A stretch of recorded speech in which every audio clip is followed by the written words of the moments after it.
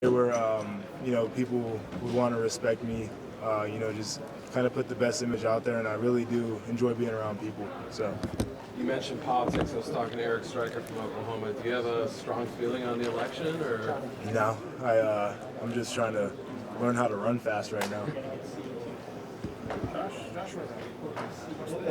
So I got a little haircut. Got it for two reasons. First reason, I was just getting kind of tired of having hair. And so one day I went to the store and got some clippers and a shaver, and I just cut it off. But the other reason, this was actually a big reason into it, is I have a thing. I'm not too trusting of barbers, and I don't want to have like a really awful haircut. So I didn't want to have to wait like 8 weeks to get back to Columbus to get a fresh cut. So I just went ahead and shaved it all off. It's also more aerodynamic, right? Yeah, it might run a little faster. Shave Who the knows? tenth off? Yeah, we'll see. Josh, what's his dreadlocks as when you came in? Yeah. So I've been through it all. Had the dreadlocks, had the box cut. I had the low wavelength hair, and now I've got the baldy. So do it all.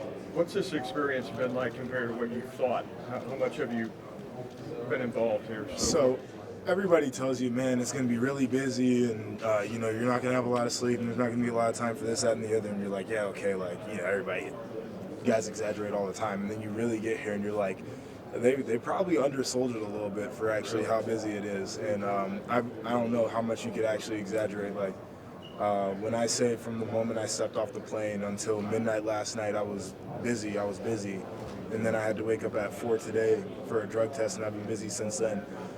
So it's just a part of the process, obviously, and they want to see how guys react and respond to it. But it's been a pretty time-consuming, busy process here. How have you fared in the interviews? How do you feel like have you taken on some of those yet? Yeah, I think I've done well. I've got a few formal interviews this evening, and I'm looking to do well there. But just sitting down for some informals last night, talking to coaches and scouts and everything, I think I put a pretty good product out there.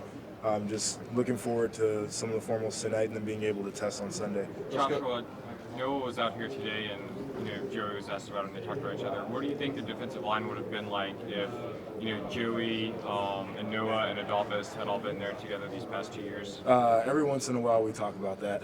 We'll be like, what if? And I think obviously it would have been fantastic. But look at the guys that I played behind this past year, and they did a really good job. They made my job a lot easier, and so it's part of the deal. I'm really glad to see that Noah's responding. He's doing well right now, and a lot of people are really high on him, as they should be.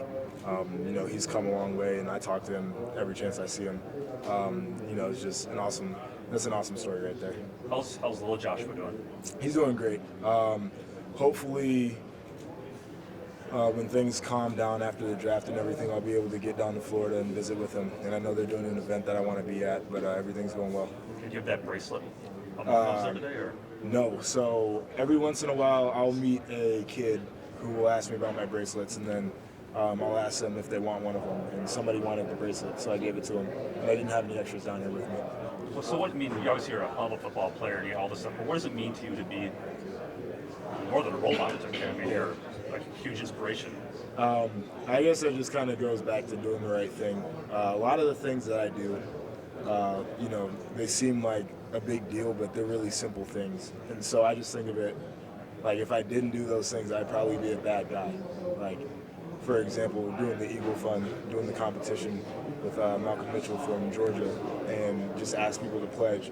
I was already going to do a vertical jump, so if I would have turned down that opportunity, that would have probably made me a bad guy. That's just something simple to do, but makes an impact. And so a lot of times people think when you're looking for something to do or if you want to get involved that it's going to be hard, and maybe that's a barrier for them, and I'm telling people it's really not. It's just, do the right thing and take an opportunity when it's in front of you. Did you come here with an expectation? Yeah. I expect to interview and test really well. That's my expectation there. I want to turn some heads. I want to open some eyes. I want people to see who I am as a person, but also who I am as a football player and as an athlete.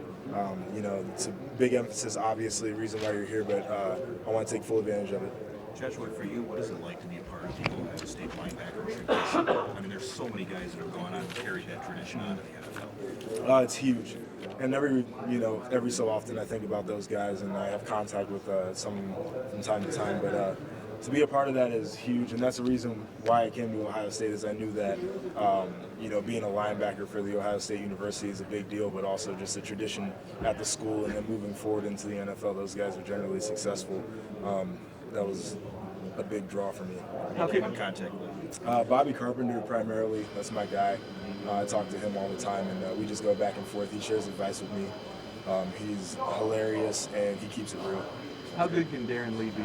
Really good.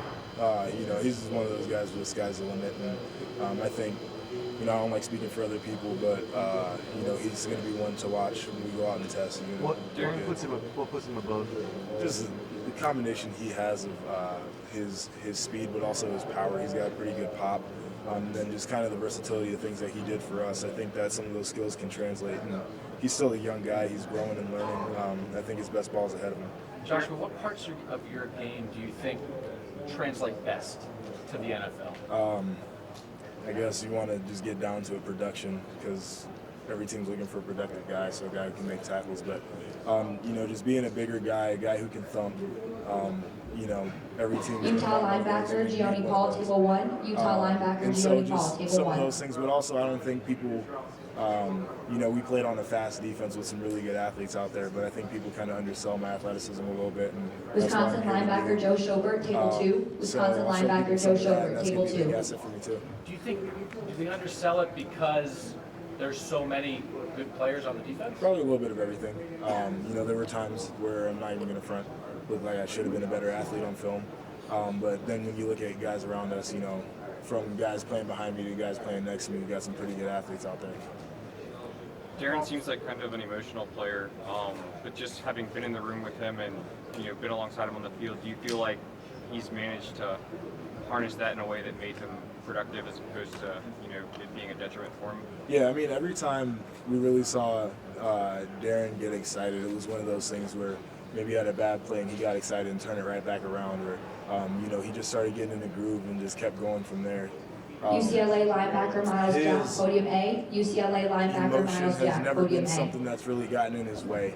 And I think that's a really good characteristic, because you want to be able to play the game with emotion, but a lot of times guys get carried away with it.